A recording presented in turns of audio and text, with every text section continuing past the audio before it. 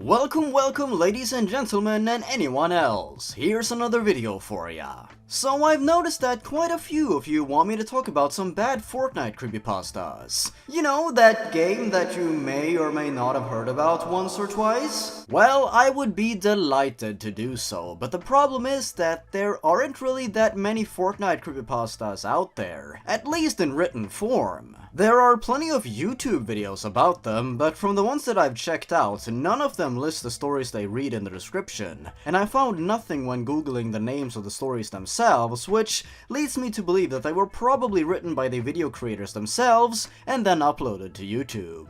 Anyways, it would feel really strange for me to just listen to a video of something someone else wrote and then narrated, transcribe it into a document and then roast it that way, so at least for now I'll stay away from making a typical top list like I usually do until more seriously written and unintentionally hilarious Fortnite stories pop up, or who knows, maybe there'll be some good ones even. However, luckily for us, I was able to stumble across this one particular story that was actually written and published before ending up on the, Creepypasta wiki. And I thought I would go over it today because it's something else, and I think you will all find it quite entertaining.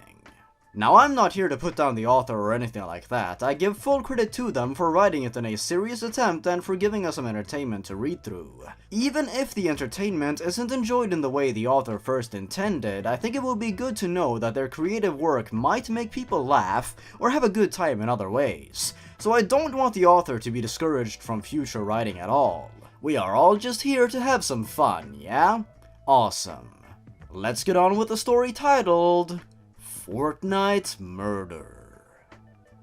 Hello, my name is Alex, not my actual name. Ah, good choice. The FBI will not be able to track you that way. I'm not like those kids who are going crazy over Fortnite. I barely play it. Oh man, this protagonist is not like other kids. That immediately makes them interesting, right? When I decided to play it, I started to join the game. Yeah, that's a good start. Log into my account, then there was something in the item shop, so I decided to check it out. Then I see the Love Angel skin. Do you think they mean Love Ranger? It didn't look normal.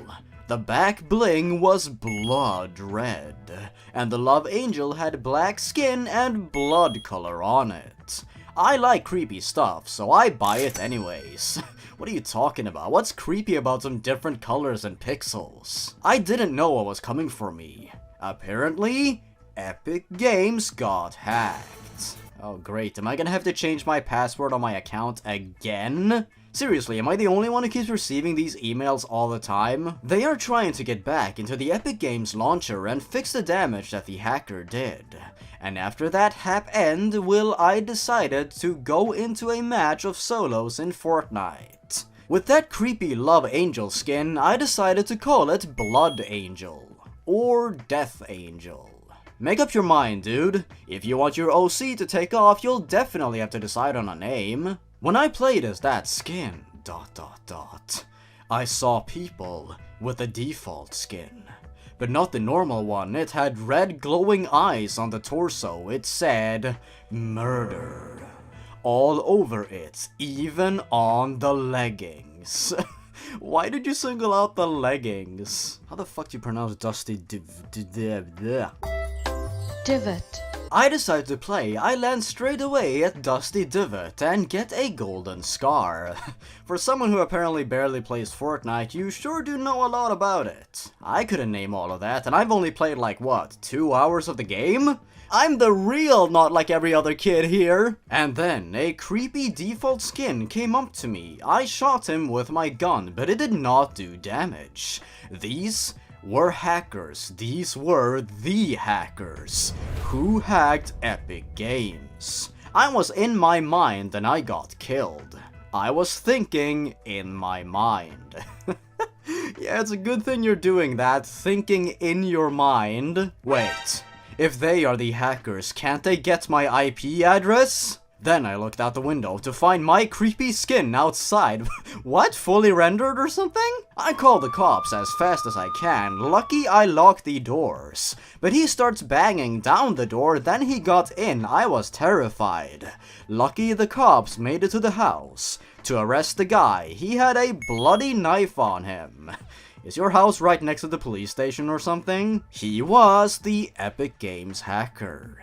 Then, everything went back to normal. Just I had nightmares for a week, so it didn't go back to normal. I am lucky that I didn't get killed. This was the Fortnite Killer. Well, he's a pretty bad killer, isn't he? You're still alive after all. Did he even murder anyone else, or do digital video game murders count as legitimate crimes in the crazy, wacky world this story is set in? Phew, what a doozy. This story had its ups and downs, and we are definitely changed people after going through it all, aren't we?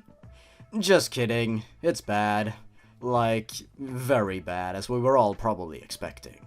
So, what could have been done better here? Well, obviously, we're not dealing with high art here, and we're obviously dealing with an inexperienced, possibly younger writer. There's nothing wrong with writing fiction when you're younger, you have to start somewhere, and therefore you can't really be too harsh on this story, as it is understandable why it might come out as puzzling and jumbled for the average reader, and it doesn't do anything offensive or really wrong from a moral standpoint or anything like that. It probably made perfect sense to the author, but for an outsider looking in, it's a mess. The poor grammar, the typos, and the random capitalization makes the story needlessly confusing, and for future writing I would suggest really making sure you get the grammar down to a T, or at least as close as you can, which would make the story much easier to understand.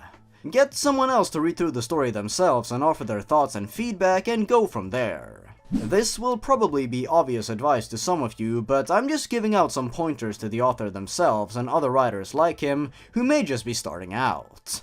Flesh out whatever details you have, and make sure your story has a red line it follows through with a clear beginning, middle, and end, instead of just writing whatever comes to mind without having a general idea of which direction you want your story to go in.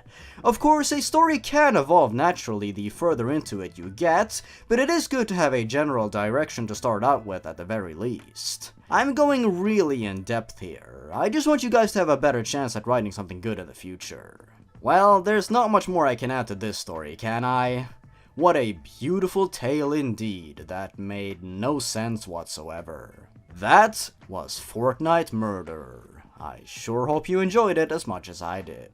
While you're here, if you enjoyed this video, why not give it a like and maybe leave your thoughts down below, or even subscribe if you haven't already. Otherwise, you can always check me out on Twitter, Instagram, or Snapchat if you're interested in updates for the channel and the like. If you want to support me more directly, why not go check out my Patreon? With that said, I think that should be all for this video. Thanks for watching everyone, stay awesome. Goodbye.